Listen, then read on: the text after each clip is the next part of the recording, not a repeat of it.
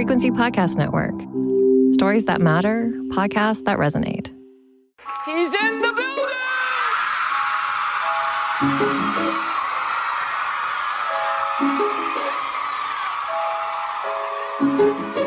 Drink the moment. Drink it. I said empty your mind. Coquettish and coy. Ow. Ow. What? And there's people that are dying. The wickedly talented. More than great. It was historic. Crack is Wow. Oh, good for you. I have to apologize. One of the hottest. Hello, and welcome back to The Reheat, a podcast that re-examines the spiciest celebrity news and scandals of yesteryear and asks, how would we react to the same events if they'd transpired today? I'm your co-host, Sarah Sahagian. And I'm your other co-host, Sadaf Hassan, and today we're diving into the story of an icon, a woman who has been the epitome of sex appeal, the target of scandal, and ultimately a symbol of resilience. We're talking about Pamela Anderson, a woman that I personally love. She's had a career that spanned decades, from being a fresh-faced Canadian model to becoming one of the most recognized women in the world, to a media frenzy that almost broke her, only for her to rise again on her own terms. And we love a Renaissance story at The Reheat. Now, we've talked about Pam before, specifically her sex tape with her ex, Tommy Lee, but with her amid this Renaissance moment now and starring in Gia as The Last Showgirl, we're giving her her own space. Sarah, tell us, how did you used to view Pam back in the day versus today? I was too young for Baywatch. You would definitely have been too young for Baywatch when it actually aired. So I think I knew her because she was almost like a meme, right? She was sort of a byword for traditionally attractive, right? Like if a straight guy would say that she was hot on a sitcom, right? And you'd be like, oh, yes, that means he is a straight guy. Correct. So that was how I thought of her. And I didn't really think of her as a person until more recently. I mean, I definitely started rethinking her when she was in that new Aritzia campaign. And then, of course, with The Last Showgirl. So I'm excited to talk about her. What was your first introduction to Pamela Anderson?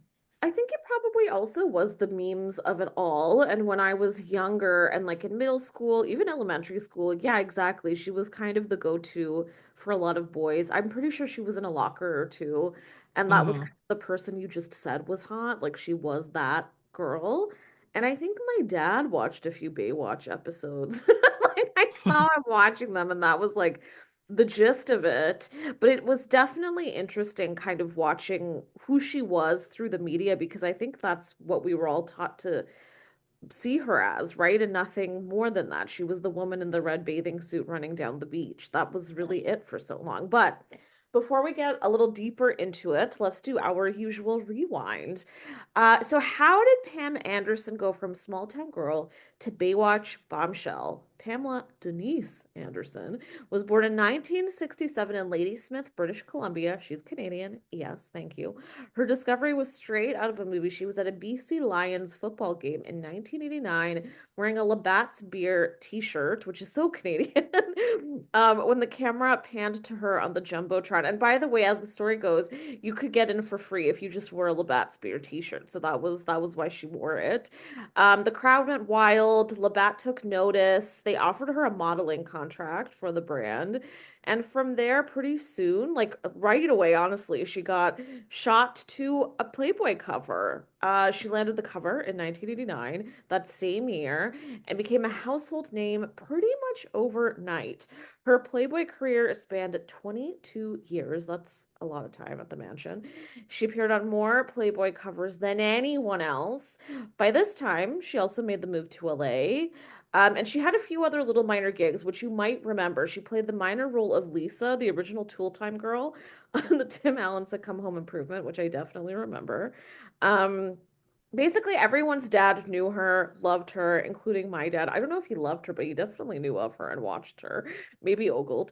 And I think that really helps spell why, unfairly, certainly, and for a key period of time, her entire image centered on sex appeal and her body, really. I hate to say it, but her implants were a very big topic of conversation those years. People would ask her about it very blatantly in interviews even. Is it just me, Sarah, or does a career like this seem super unlikely now? I mean, is Playboy even really at all now what it used to be in terms of cultural value? Playboy has such a problematic history, and we won't get into it now. We could definitely do an entire episode on it. Uh, I feel like that part wouldn't happen today. But this to me is just the 1980s version of blowing up because you're really sexy on Instagram or TikTok. So That's I true. feel like actually, yes, you could have a viral moment at a sports event today and then become a TV star. I do think that that dream is still alive. Yeah, absolutely. I think that's so true. So we definitely have like the hot girl thing still. We probably always will. And by the way, if you pick up a copy of The Sun, we still also have like the girl who's like the Yeah. sunshine girl of the week. Like that's still a thing too. And it's very, very 90s or late 80s. It's still happening. There's still people who pick that up. But anyway, yeah, it just looks a little bit different now. Anyway, cut to Baywatch. We got to talk about Baywatch. And if you're too young to remember that, please do a quick Google. You'll know what I'm talking about. They had like the red swimsuits that were hiked up so high. I don't know how they were all comfortable in them. And probably some sand stuck up there too. Mhm. Anyway, it was Baywatch that really cemented Pam's pop culture status. So there was the red swimsuit, there was her blonde hair, there was her running in slow motion. It's easy to picture. She played lifeguard CJ Parker for 5 seasons between 1992 and 1997. Initially, she was only paid 1,500 US dollars per episode. That was in the first season, which is pretty crazy if you think about it, because I think now if this was a show that would run now, she'd really have been making bank. But she did become, and the show became an international hit. She became a global sex symbol, obviously. And then for some years, her appearances were all kind of based on that. She played music video vixens, commercial vixens, sitcom vixens, you name it.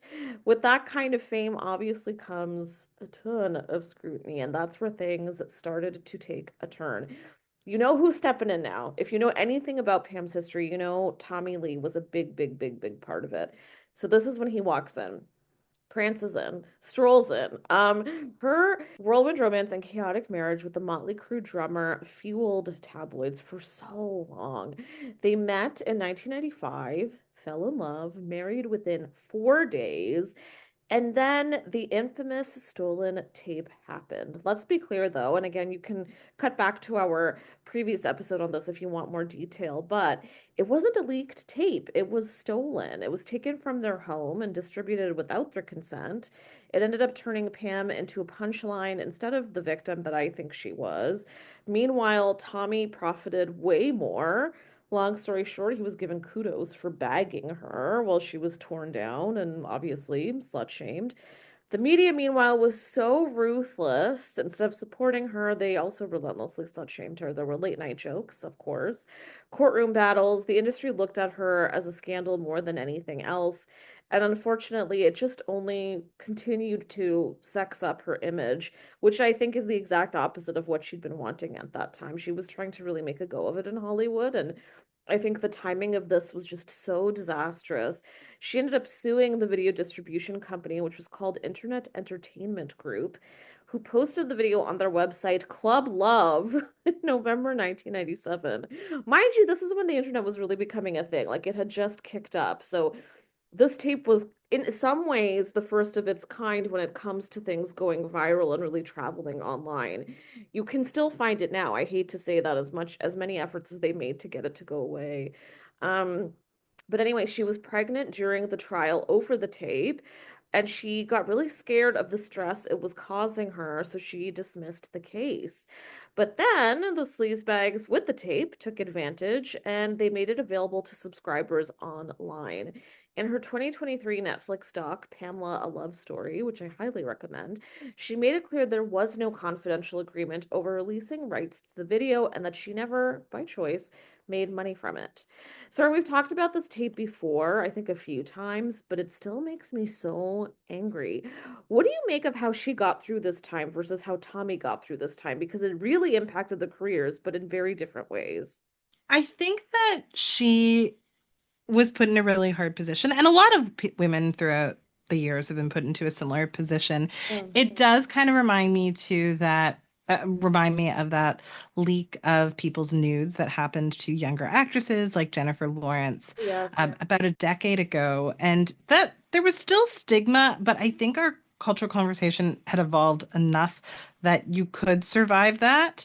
So a lot of this is timing. She was kind of the first person whose life was ruined by a sex tape, or not the first, but one of them. She was a pioneer in this regard.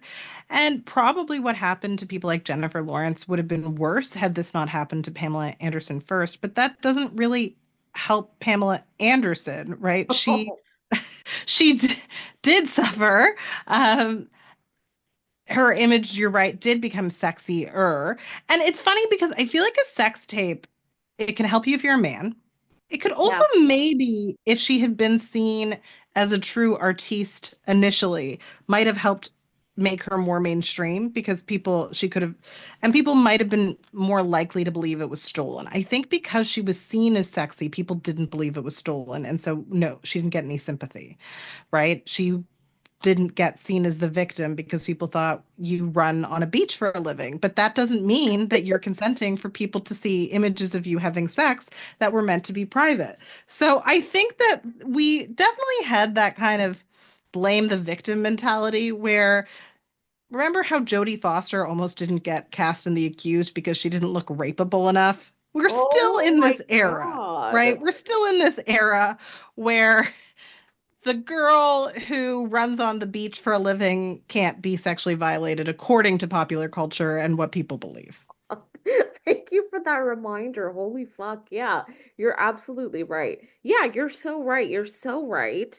People conflated what Pam's image was or what it seemed to be selling with then Hmm. what this tape represented. So I'm pretty sure at that time, even if it news did really get out that they didn't actually put it out there on purpose, it would have been impossible to convince people because it seemed like this is what they wanted. They Yeah. were selling sex anyway. A tape was really just the cherry on top. And mind you, her image was also really that of a bit of a ditz. And I think there was definitely a long period of time there where she played into it, a la, say, Paris Hilton, maybe.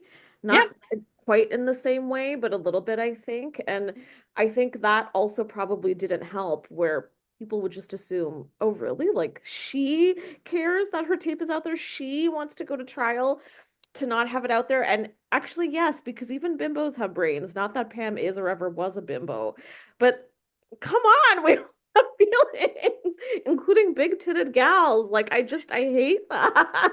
Justice for busty women. No, this was a really bad period where people felt like if you had a cup size of D or over, Yeah. A, were stupid, and B, kind of deserved any type of sexual violence. I'm not even exaggerating, that happened to you, right? Like it's so bizarre to say that, but like there's genuine discrimination experienced by busty women as a group in this time period. Oh Like, my God, absolutely. You're so right. I think we could actually do a whole episode on Playboy, quite frankly, because I think that magazine is a lot to blame. Even though in some ways I think Playboy was and is really great, there's a lot of great aspects of it. I think mhm, for some women and for the way women are viewed, it wasn't the most helpful. I mean, not the most shocking thing for me to say, but a lot of Playboy models were not your typical models because, again, they were amply bosomed, right? Like mhm, that was the thing. And the mhm. idea was that they were ditzes or there was not a lot going on in the dome. Like if you did get a spread inside and you happened to be someone who was known more for, I don't know, your company or like being smart or being a CEO or whatever that might be, it was considered like this huge get. Like, ooh, this amazing smart woman is stripping down and whatever for Playboy. Women are all the same at the end of the day. Like that's what I remember it being.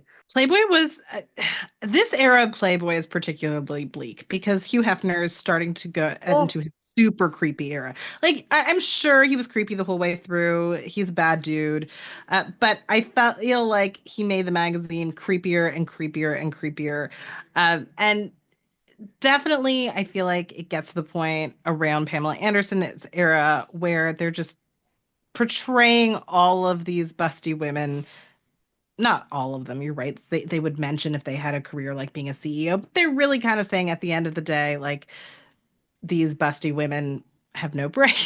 exactly. and they're just here as sexual objects. So it wasn't a very nuanced portrayal of women, and women can be sexy, and there's nothing wrong with being sexy, and there's nothing wrong with enjoying a sexy woman. I just feel like Playboy stopped there. Yeah, I think that's the best way to put it. Cut to, we will be doing a Hugh slash Playboy episode. We must, because there's so We much to must. say. But as we ponder on the Playboy of it all, this feels like a really good time to take a quick little break. We're going to be right back. More Pam to talk about.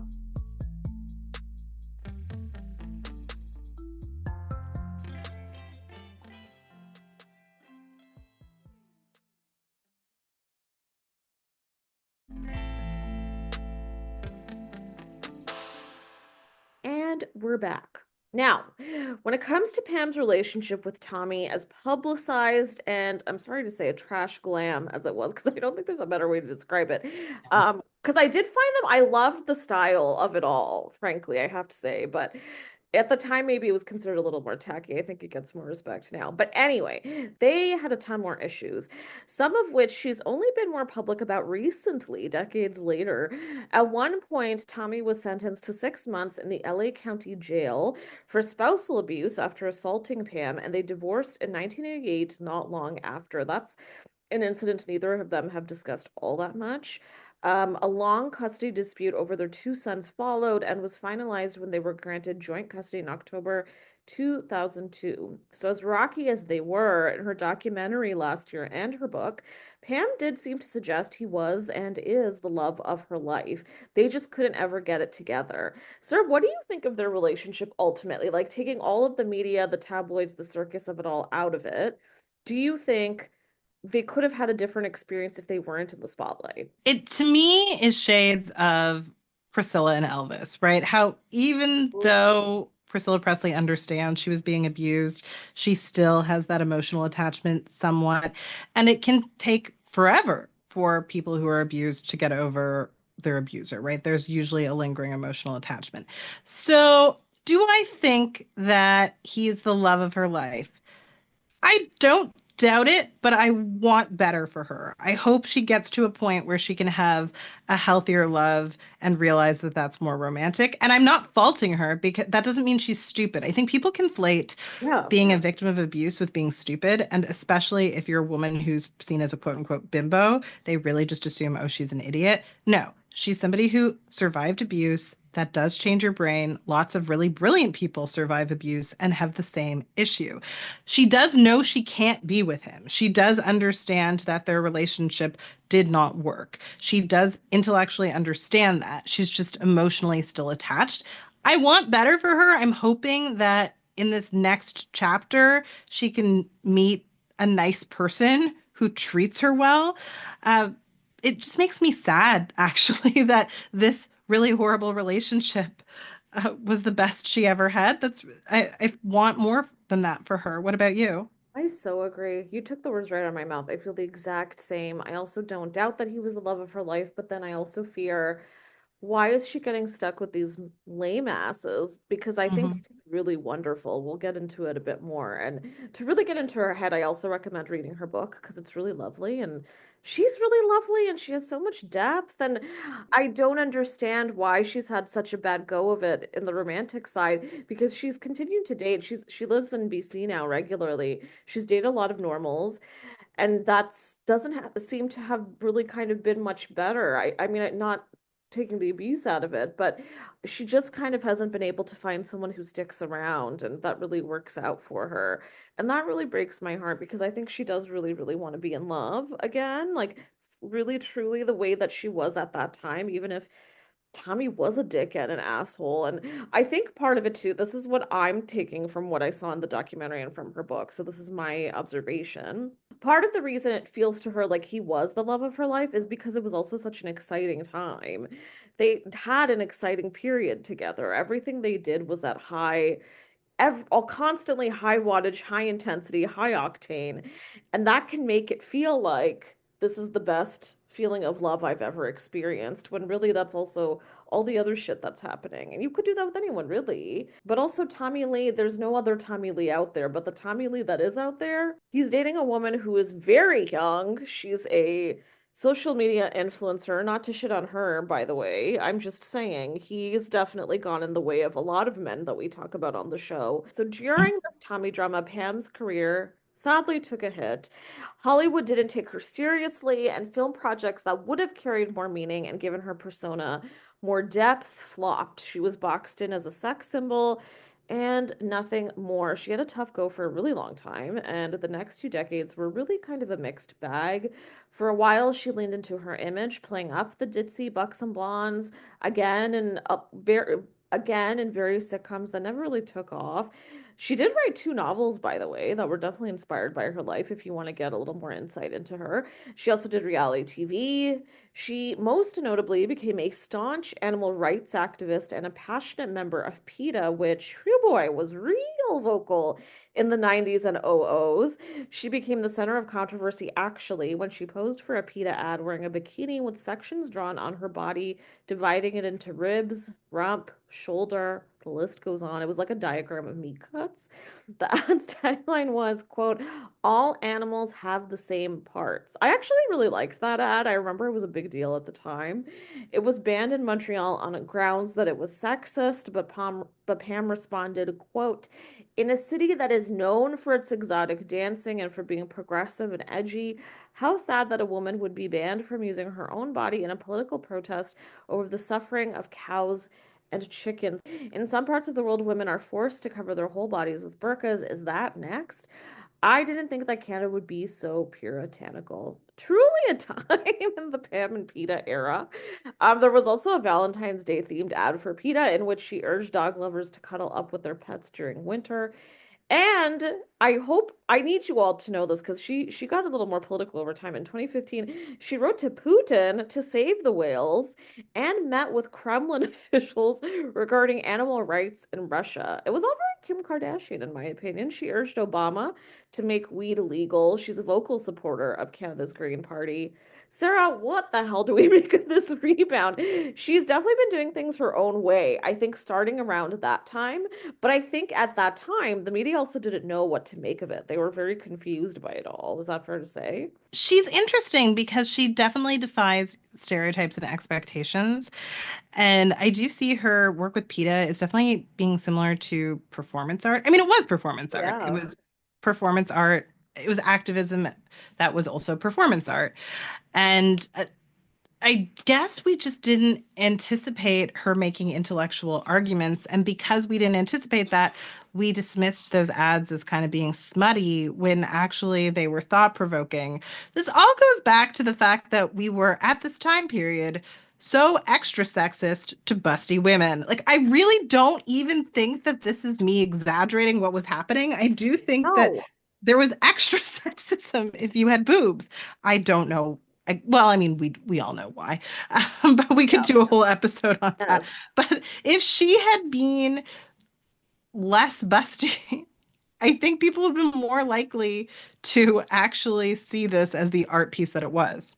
I think so too. By the way, may I just add Mhm. that Sarah and I are both well-titted women as well. So Mhm. we know what we're talking about. We've got some experience here. Yeah. And it's so true. And I think in a lot of ways that hasn't changed, sadly, but you're so right about it being performance art. I also feel like, listen, I think it was actually really smart because she knew that at that time she wasn't seeing it for as much more than her body. And this Mhm. was a way for her to use that but for good and for something that she cared about that wasn't really inside Hollywood, like it was more political. Mhm. Let's get more into that a little bit. Yep. Can't talk about Pam's activism without mentioning her surprising connection to Julian Assange.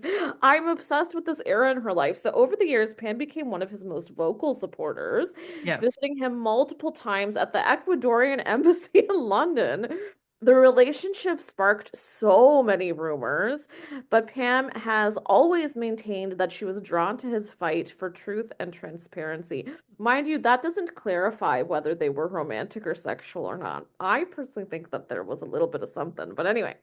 I Um, think so too. I yeah, think, right? yes. I think you're visiting a man in Ecuador. You can pick up, not Ecuador, you're visiting a man at the Ecuadorian embassy in London. Like, you can pick up a phone. Yes, I do, which is really creepy because he is an alleged sex criminal too, right? So that always made me like her less. The fact that she was Yeah. such a vocal supporter, not just of his belief in why WikiLeaks mattered and was important, Yes. but supporter of him as a person, right? Because you can support the mission of WikiLeaks and still say, this guy is horrible, right? So that always rubbed me the wrong way. However, she isn't alleged to have raped anyone, so I don't want to fault her too much. Ah. Yeah, I think it was such an odd moment for her. It's so odd. Like, I don't know. It's hard to kind of assess this one. I feel like she just wanted to be so involved in this other part of life, and then somehow they ended up engaging, and it felt like she was doing something, but through it all, she ended up just kind of ignoring this other really key part of his reputation that, yeah, it's really fucking horrible. Anyway, she did campaign for his release, calling him a hero and speaking out about his government outreach. This was also just, I think it was just after the time when he was really, really getting lambasted, not just for the assault itself, but for what he'd actually done for being a whistleblower. So whether you agree with her stance or not, it's pretty clear that she's never shied away from standing up for what she believes in. That's the silver lining here. Even when it's controversial, the woman goes hard. So I feel like this is the perfect and messy dovetail into her relationship with Kid Rock. Why not? We're in the romance of it all, and again, like it gets a little stranger. So, like Tommy, he was possessive. He could also be controlling and quite nasty, actually. She had a miscarriage while she was with him, and I think a lot of people also don't know much about that. And so they divorced soon after. I think he was actually quite, again, she's very careful with how she addresses tough moments in her relationship that could paint these people as abusers. But there certainly allegedly seems to be a whiff of that in this relationship. Then there was Rick Salomon. I hope now listen, if you know this name, then you are very online, you are very into the tabloid world. I know this name, it's disgusting to me. This man is a parasite, in my opinion, but also professionally a poker player who also haunted Paris Hilton and had a sex tape with her.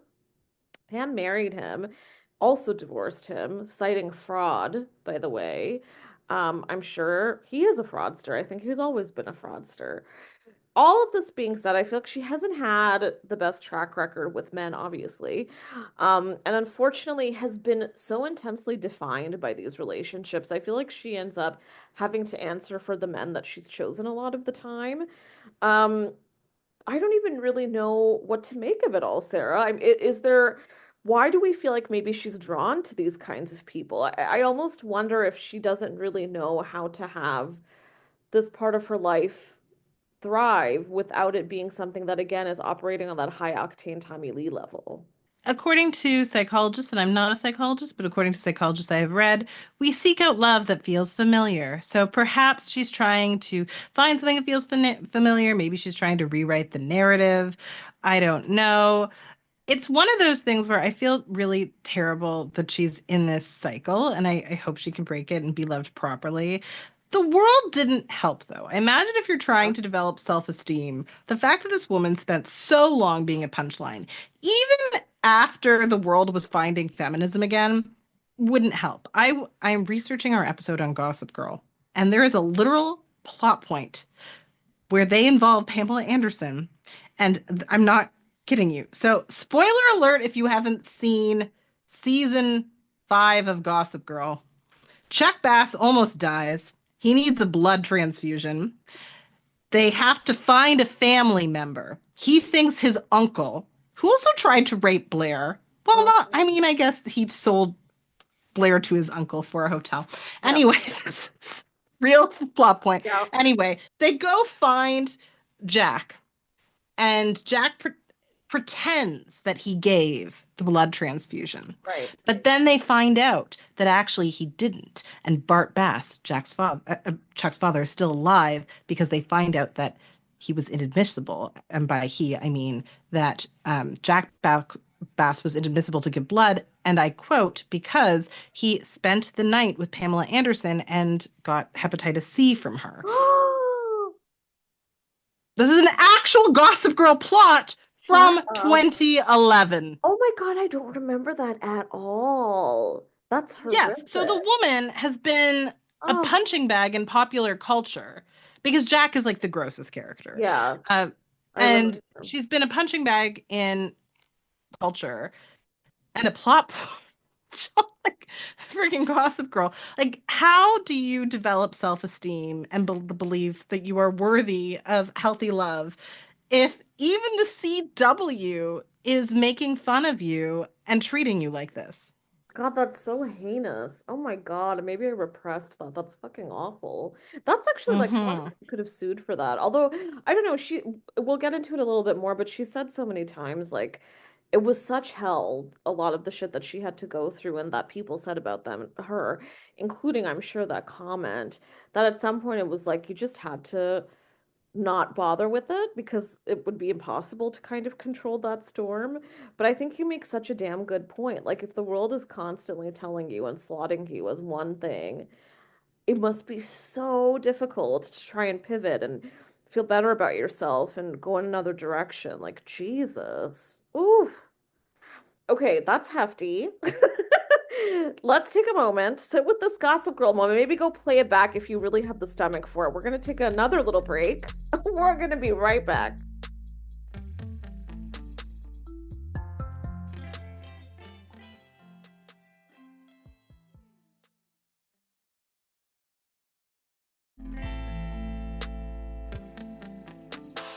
And we're back. Let's speed up to today. To much better today. What renewed and revived Pam in the public? Broadway, of course. She made her Broadway debut playing Roxy Hart in Chicago for 8 weeks in 2022. A few months later in 2023, Netflix released Pam's powerful, intimate documentary. It was produced by her son, Brandon Thomas Lee, who actually received his first Primetime Emmy nomination as a producer for that same year. The release of the doc also coincided with Pam's autobiography, again, Love, Pamela, which debuted at #2 on the New York Times bestseller list, bringing her like miles away from where she was when she wrote those two novels. Um, Now, after watching it, Gia Coppola of the Coppolas wanted to cast Pam as the star in her drama, The Last Showgirl. She sent the script to Pam's then agent, who, get this, turned it down within the hour without even letting her know about it. Gia then reached out to Pam's son, Brandon, through mutual friends. He passed it along to his mom, who had pretty much given up on acting at this point. Who can blame her? She accepted the role, unsurprisingly. It's a good role. It's a good movie. I liked it. I think it's been a bit it's gotten different kind of opinions. I really enjoyed it. But anyway, she called the role the one I have been waiting for my entire career. David Rooney of The Hollywood Reporter said her transformative performance is undeniably affecting, offering illuminating insights into both the character and the actress playing her, who's had to struggle to be taken seriously. This role should mark a turning point on that front. It definitely has. But here's a few more quotes. So speaking with Forbes, her co-star Jamie Lee Curtis put it best, saying, quote, "It's basically a birth of an artist at 57. There are some great painters who only started painting when they were in their late 50s, so I'm looking forward to the art. I'm looking forward to Blanche Dubois showing up. I'm not joking for 1 second." Earlier today, Pam said that while doing Playboy magazine shoots during the day, she will go to Samuel French in the afternoon and read the works of Eugene O'Neill and Tennessee Williams. That wasn't an accident. That was a precursor. And now she will get opportunities to do those great plays and work with great directors and artists who want to work with her now. It's just a birth. It's a beautiful long labor, but a beautiful birth. In fact, she got a nomination for a Golden Globe Award for Best Actress and a bunch of other nominations. She didn't get an Oscar nomination, which was a bit devastating, but she's in this new world. Whoever thought that any of this would happen? It's kind of the most opposite end of the spectrum from where she was before. She was in the Criterion Closet, okay? She's on magazine covers, and I don't mean tabloids. She's on Harper's Bazaar. She's on Elle Magazine. She's on all the ones that give you a little bit more status. She is also often going makeup free, which she announced like a while back that she wouldn't be bothering to wear makeup anymore during big appearances, which is also kind of incredible. She said, speaking with Dazed magazine, quote, "I found when I was going to photo shoots, people had pink latex and big wigs and lots of eyelashes. And I thought, I'm not that person. I didn't think that people saw me that way. When I reflected on my life, I thought, oh, I've created a monster. So this has been such a vulnerable journey in public. I feel like it's like open heart surgery in public a little bit. I feel like as long as it's authentic, it's exciting. I just keep on thinking, this is it. This is who I am. Some people like it, some don't. It doesn't matter. Pam said that this is better than rock and roll, which is obviously a bit of a flick at her time with Tommy and maybe Kid Rock and all those other past moments. And she's also said that it hurt for a long time for people to think of her as something she never was. It's kind of an unbelievable comeback. I want to throw in one more quote. There's so much great content on this moment in her life right now. You can Google it all. But one other thing she said that I think really kind of nails this all and wraps us up is she said, I don't want to be defined by what has been done to me. I want my legacy to be defined by what I do. Ah, Sarah, have you seen the film? Have you seen the doc? What do you make of this turn for Pam? So I think that she in The Last Showgirl is great. I think she's fantastic. I think there were a lot of really wonderful performances this year, but I do think that I would have put her in the top five. I would have given her an Oscar nomination. I think that the reason this movie was so overlooked, because also the movie itself just didn't get enough love, No, right? I think it the didn't. reason it was overlooked is people aren't really happy about movies that explore how the male gaze really impacts women, right? And what happens when the male gaze is done with you. Like if I think about movies like Poor Things, which was a movie that was sexual and raunchy, there was a lot for the male gaze to enjoy. I'm not saying that that was all the movie was. I actually had my problems with the movie, but there was still a lot of eye candy if you didn't want to consider things on a deeper level. This is a movie that forces you to confront what happens to women when they age out and we discard them as a society. Yeah. It forces you to see the carnage, and it has a lot to say that's really important about how that I mean, how that's somewhat like a death, right? Like if you are a woman who's lived in a society that only wanted you for your beauty and you don't have a lot of options now, it can feel like you are dying. So it really takes that pain very seriously, and it is a very woman-centric story. It's very gendered, and I still don't think the Academy is ready to hear stories that are just that unflinching about what it is to live as a woman. That's just my opinion. What do you think? I think that's so well put. I completely agree with you. I also think what's really interesting is that we also had the movie Honora this year, which Hmm. got a ton of nominations and is actually the front runner right now for Best Hmm. Picture. By the way, a wonderful movie. I loved Yeah, it great. so much. Mikey Madison is amazing in it. It's directed by Sean Baker, a man. It definitely has a bit of a male gaze, even though he's Hmm. great. This one, I wouldn't say it's a similar story. It's similar in the sense that it follows a woman who's in a certain industry where, like, she dances for a living, essentially. Hmm. It's different and yet the same in so many ways. Yeah. There's a very similar melancholy that tinges both of them. Hmm. And I actually think in so many ways these characters are one and the same. Pam's actually feels like an older version of Honora, but anyway, that's a whole other essay I have to Hmm. write. But long story short, Honora is this young, beautiful version, right? Mikey Madison is a bit of an ingenue right now. She's Hmm. exactly the opposite of what Pam is putting out there. And I think you're so right. I think Hollywood is always going to be more excited to take the male gaze, and they're always going to be more excited to pick up on the newer, flashier, younger thing rather than awarding a movie that is kind of calling Hollywood out and saying Yeah. you dispose of women at a certain age. Because if you also take a look, we finally have Demi Moore on the other side of things, who also for a long time was viewed as not much more than a body in a different way than Pam, certainly, but very similar, who'd never been nominated for or who'd never won anything until her Golden Globe. And now she has an Oscar nomination for The Substance, which is also about a woman whose career is at the end and who feels like her whole career was built on having a beautiful body. And because she feels like she's aging, it's over for her. I mean, isn't that so interesting? These parallels that we're seeing. Like it's I don't know, it's fascinating to me. But yeah, I think Hollywood wasn't quite ready for a film like this, but also yeah, it also just didn't get any marketing. And gee, I hate to say it as one of the more underrated or kind of living in the shadows Coppola.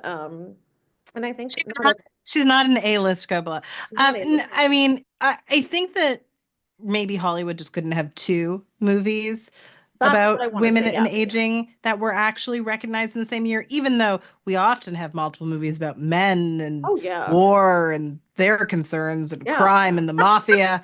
But They're concerns. if they had to choose, the one you're going to choose, I think, if you're the Academy, and this is not a knock on the substance, but the one that's a little bit sleeker, a little bit less real is the substance.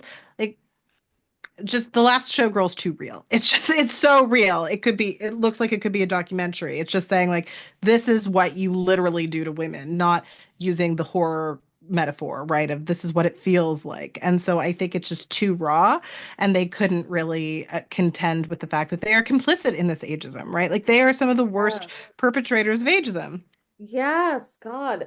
And you know what? It's funny too because the substance breaking through in this huge, large scale way is still so shocking to me. Mm-hmm. Because it also, yes, as we've said, it hits so hard on the ageism of it all, the sexism of it all. It's also a really specific kind of horror that never really gets attention, and Demi's really never gotten this kind of Yeah. attention. But yeah, you make a lot of good points. But you know what? I'm just so happy to see Pam having this moment and Yep. hopefully fuck awards because I feel like she's already at a point now where people are finally seeing who she actually is and giving her more credit for it. She reminds me a lot, and I'm sure some people are going to be Mhm. gasping at me saying this, but I think she's a little bit of a Marilyn Monroe situation, like Marilyn was Yeah. also a bit of she wasn't as big-titted as I think people like to say, but No, not at all, actually. no, but she was considered a buxom gal. And she was considered a body for a very long time. And she was also, meanwhile, she was with Arthur Miller. Hmm. She was an incredible poet. She also, and you know what, one of the reasons I mentioned this is because there's a beautiful book that has a lot of her letters and her poetry in it and her sketches, and it reminds me a lot of Pam's book, which also has a little bit of her poetry in it. Very similar sentiments, where you get to see a little bit inside them, and they have so they Marilyn is gone, but she had a lot of depth. Pam does have currently, and I think they were both cast off for so long because people couldn't see much further than the surface. And I'm glad that we're getting to see Pam get to come back around the other side, even though we didn't really get that for Marilyn. So this brings us to our final segment. Hindsight is 2025, where we choose the one moment that we might have handled differently if we were the subject of the story.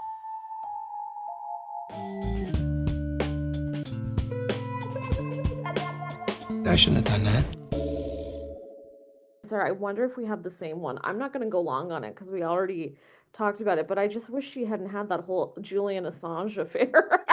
Yeah, that's definitely the misstep that I would correct. It was so Yeah. preventable. It was so bizarre. It's inexplicable to me. Definitely wouldn't have done that. I might have sued the CW for that Gossip Girl episode. Oh, God, yes. I know. I think, like, even could we have had No Kid Rock? Like, I think I would have taken one of the dudes out of the picture. Maybe not Tommy Lee, only because that was such a big moment in her life for a lot of Mhm. good reasons, too. She got her two sons out of it. And Yeah, by the way, her sons have been, like, so incredible. Like, they've really yeah. pushed her career forward. They love their mom so much and champion this renaissance for her. And God, I fucking love that. They So seem like nice boys. I mean, yeah. I'm at that age where like they're so much younger than me. I'm like, they're nice boys, nice They young seem like men. Like, they do yes, seem I'm like I'm nice proud young of them. men. I want to Me pat them on the too. head. Me That's too. how I interact with people in their 20s now. So, yeah, Yes. well, I mean, honestly, I think this is somebody who did a lot of things well, did handled a lot of pressures better than I think most of us would have. So good for her. A life well lived. I look forward to her next chapter. Oh, beautiful. Look at that from Grandma Sarah. And on that note, that brings us to the end of this episode. Please look into the doc, her book, and also do not bother with the Pam and Tommy Hulu series that was out for a bit and it was on Disney in Canada. She didn't like Yeah. it. I think it painted her so inaccurately. So let's not bother with that. Just an FYI. But also, a thank you to everybody who's listening right now. You can listen to more of The Reheat for free on the Seeker app. You can also find the show on the Frequency Podcast Network or wherever you get your podcasts. If you want to hear more from me, you can find me at _Sadaf Asan. Sarah, where can our listeners find you? Listeners can find me at Sahagian Sarah on Instagram. And if you liked this podcast, please rate, review, and subscribe so other listeners can find us too. If you'd like us to keep growing, we'd love for you to support us on Patreon at patreon.com/thereheat, where we've definitely got some goods in store for you. Thanks for listening.